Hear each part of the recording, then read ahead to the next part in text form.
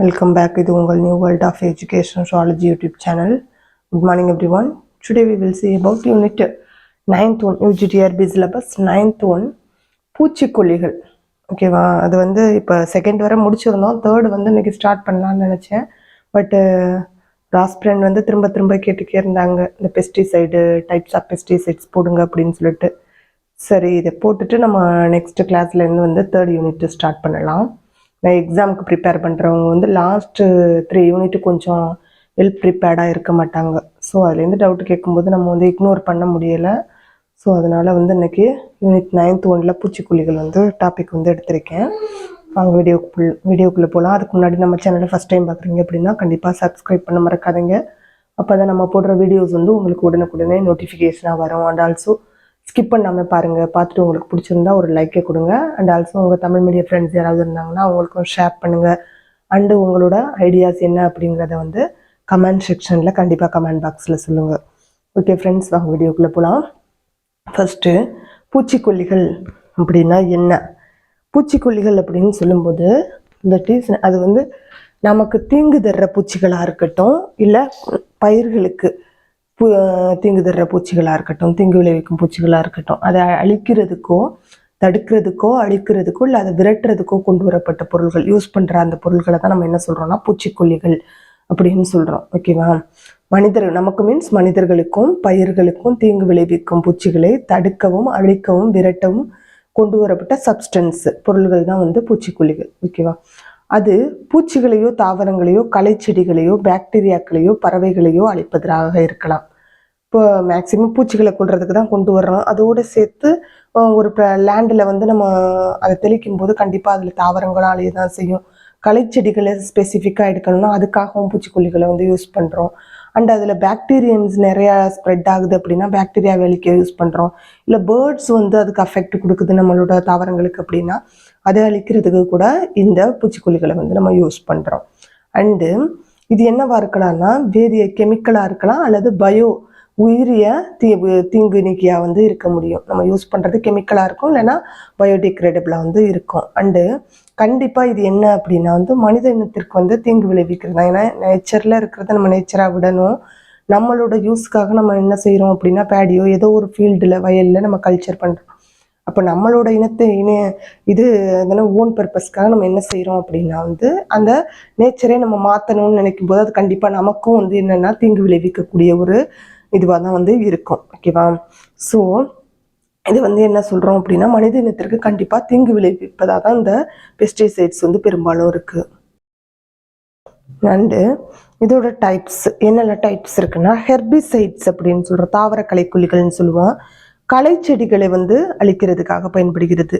வீட்டுன்னு சொல்கிறோம்ல, தேவையில்லாத unwanted plant, அதை வந்து அழிக்கிறதுக்காக இந்த ஹெர்பிசைட்ஸை யூஸ் பண்ணுறோம். எடுத்துக்காட்டு வந்து போராக்ஸ், நைட்ரோஃபின், இந்த மருந்துகளை வந்து நம்ம யூஸ் பண்ணுறோம், தெளிக்கிறோம். அண்ட் இன்செக்டிசைட்ஸ் பூச்சிகளை கொள்றதுக்காக என்ன செய்கிறோம் அப்படின்னா டிடிடி, பிஹெச்சி இதை வந்து தெளிக்கிறோம். டிடிடி அப்படின்னா இதில் இந்த டாபிக் எண்டமாலஜியை பொறுத்தவரை கொஸ்டின்ஸ் வந்து ரொம்ப கேட்குறது ரேரு. அப்படி கேட்டால் கூட இதில் தான் கேட்பாங்கன்னு நம்மளால் சொல்ல முடியும். ஓகேவா, அது மாதிரி ஒரு கொஸ்டினேட்டட் ஏரியா தான் இந்த டிடிடி, பிஹெச்சி இதெல்லாம். DDT means dichloro diphenyl trichloro ethane, இதுதான் வந்து டிடிடி அப்படின்னு சொல்கிறோம். இதுவும் பிஜிடிஆர்பியில் கேட்ட question, dichloro diphenyl trichloro ethane. And பிஹெச்சினா பென்சின் ஹெக்ஸாக்ளோரைடு. ஓகேவா, பென்சின் ஹெக்ஸாக்ளோரைடு, இது தான் பிஹெச்சின்னு சொல்கிறோம். இது dichloro diphenyl trichloro ethane DDT. இது வந்து இன்செக்டிசைடாக நம்ம யூஸ் பண்ணுறோம். அண்டு ரொடென்டிசைடு எலிக்கொல்லி அப்படின்னு சொல்லுவோம், எலிகளை கொள்றதுக்காக பயன்படுது. எக்ஸாம்பிள் பார்த்தோன்னா வார்பரின், சிங்க் சல்ஃபைடு, இதெல்லாம் வந்து ரொடென்டிசைடாக வந்து யூஸ் பண்ணுறாங்க. நெமட்டிசைடு அப்படின்னா உருளை புழுக்களை வந்து கொள்றதுக்காக பயன்படுறது. டிபிசிபி அண்ட் போரேட்டு இதெல்லாம் வந்து நெமட்டிசைடாக வந்து யூஸ் ஆகுது. அண்டு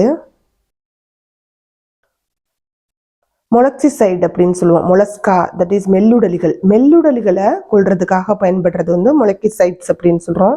சோடியம் எக்ஸாம்பிள் வந்து சோடியம் பென்டாக்ளோரோஃபினால வந்து நம்ம மொலக்கிசைட்ஸாக வந்து யூஸ் பண்ணுறோம்.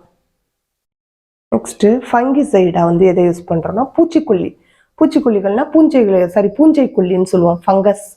பூஞ்சை கொல்லி அப்படின்னு சொல்லும்போது என்னெல்லாம் அப்படின்னு பார்த்தோம்னா, போராக்ஸ் கலவையை வந்து பூஞ்சை கொல்லியா வந்து யூஸ் பண்றோம். ஃபங்கிசைடு அப்படின்னா பூஞ்சை கொல்லிகள், அதை வந்து என்னன்னா போராக்ஸ் கலவையை வந்து பூஞ்சை கொல்லிகளா யூஸ் பண்றோம். அண்ட் ஆல்சோ ஆல்கிசைடு, அதுலேயே பேர்ல ஆன்சரும் வருது, ஆல்காக்களை கொள்றதுக்காக பயன்படுத்தணும்னா ஆல்கிசைடுன்னு சொல்றோம். காப்பர் சல்பேட், எத்தனால், இதெல்லாம் வந்து ஆல்கிசைடா வந்து யூஸ் பண்றோம். அண்ட் பாக்டீரியோசைட் அப்படின்னு சொல்லும்போது பாக்டீரியன்ஸ் அழிக்கிறதுக்காக யூஸ் பண்றோம். இது வந்து எக்ஸாம்பிள் பார்த்தோம்னா டைக்ளோரோஃபினைன் அண்ட் ஆக்சாலிக் ஆசிட், இதை வந்து பாக்டீரியாக்களை கொள்றதுக்காக பயன்படுத்துறோம். அண்டு பெஸ்டிசைட்ஸ் அப்படின்னு சொல்லும்போது பிசிஸ் அப்படின்னு சொல்லுவோம். அதோட கேட்டகரியை வந்து தொகுதியில் வரும்போது நம்மளுக்கு தெரியும். ஃபிஷ்ஷஸை வந்து பீசிஸ் அப்படின்னு கூட சொல்லுவோம். அப்போ பீசிசைட்ஸ் அப்படின்னா மீன்களை அழிக்கிறதுக்காக பயன்படுது. ஓகேவா? அது வந்து எக்ஸாம்பிள் பார்த்தோம்னா ட்ரைநைட்ரோமீத்தைல் நைட்ரோபீனைல் அப்படின்னு சொல்றோம். மெத்தில் ஆர் மீத்தைல் நைட்ரோபீனைல் அப்படின்னு வந்து சொல்றோம். அண்ட் வேதிய பூச்சிக்கொல்லிகள் என்னெல்லாம் இருக்குன்னு பார்ப்போம். ஆர்கனோக்ளோரன்ஸ் அப்படின்னா நான் பயோடிகிரேடபிள்னு சொல்லுவோம். மக்கும் தன்மையற்றது. மண்ணில் இதை தெளிச்சோம் அப்படின்னா கண்டிப்பாக மக்காது. அப்போ நம்மளுக்கு கண்டிப்பாக என்விரான்மெண்ட்டுக்கு வந்து ஒரு தீங்கு விளைவிக்கிறதா தான் இருக்கும். வேதிய பூச்சிக்கொல்லிகள்னாலே நமக்கு கெட்டது தான் கொடுக்கும். அப்போ மக்கும் தன்மையற்ற மண்ணில் நீண்ட நாள் இதை யூஸ் பண்ணலாம். அந்த பூச்சிக்கொல்லிக்கு பேர் ஆர்கனோக்ளோரன்ஸ்ன்னு சொல்கிறோம். Example endosulfan Aldrin. And second one organophosphate.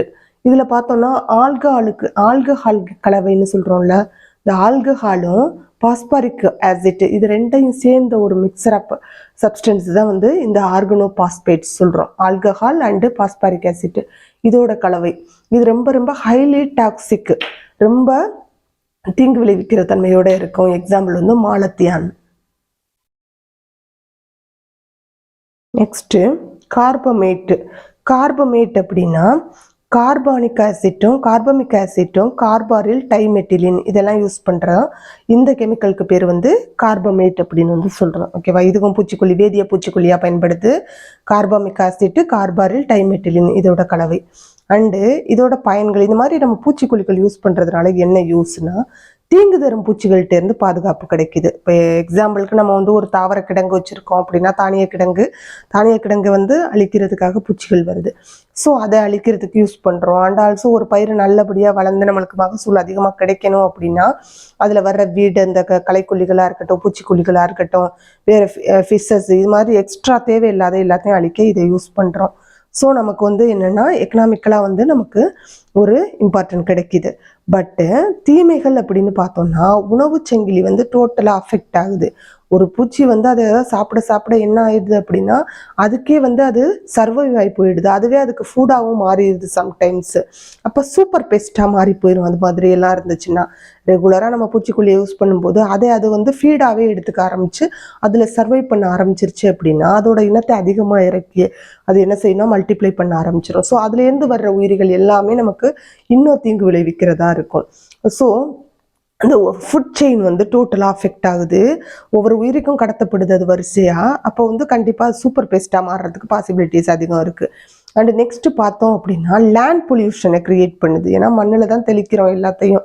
இப்போ தெளிக்கும் போது கண்டிப்பாக லேண்ட் பொல்யூஷனை வந்து ஏற்படுத்துது. இதெல்லாம் வந்து டிமெரிட்னு சொல்லலாம். அண்டு எக்ஸாம்பிள் பார்த்தோம்னா இந்த மாதிரி டிமெரிட் சொல்கிறோம் இல்லையா, அதுக்கு ஒரு பெஸ்ட் எக்ஸாம்பிள் என்னென்னா போபால் விஷவாயு கசிவு அப்படின்னு சொல்கிறோம். போபால் கேஸ் எபிசோட் அப்படின்னு வந்து சொல்லுவோம். அது என்ன அப்படின்னா ரொம்ப ரொம்ப இதை வந்து போபால் ட்ராஜடி அப்படின்னு தான் சொல்லுவோம், துக்கம் அப்படின்னு தான் சொல்லுவோம். ஏன்னா December 3, 1984 பார்த்தோம்னா நம்மளோட இந்தியாவில் மத்திய பிரதேஷ் ஸ்டேட்டில் போபால் அப்படிங்கிற பகுதியில் இந்த மீத்தைல் ஐசோசைனேட், இது ரொம்ப ரொம்ப இம்பார்ட்டன்ட். PGTRBல 3 times கேட்ட கொஸ்டின் இது. மீத்தைல் ஐசோசைனேட், அதை ஷார்ட்டாக MIC அப்படின்னு சொல்லுவோம். இந்த மீத்தைல் ஐசோசைனேட் கேஸ் வந்து ரிலீஸ் ஆச்சு. எங்கே இருந்துன்னா யூனியன் கார்பைடு இண்டஸ்ட்ரீஸ் தொழிற்சாலையிலேருந்து வெளியேறுச்சு இந்த மீத்தைல் ஐசோசைனேட். இது வந்து ஒரு பூச்சிக்கொல்லி தொழிற்சாலை. ஓகேவா? இதுலேருந்து வெளியான இந்த MIC கேஸ் வந்து 3000க்கும் அதிகமான மக்களை வந்து கொன்றுச்சு. ஓகேவா? இது வந்து அந்த அளவுக்கு பாய்சனான ஒரு கேஸ். இது எங்கேருந்து ரிலீஸ் ஆச்சுன்னா இந்த பூச்சிக்கொல்லி தொழிற்சாலையிலேருந்து வந்து உருவாச்சு.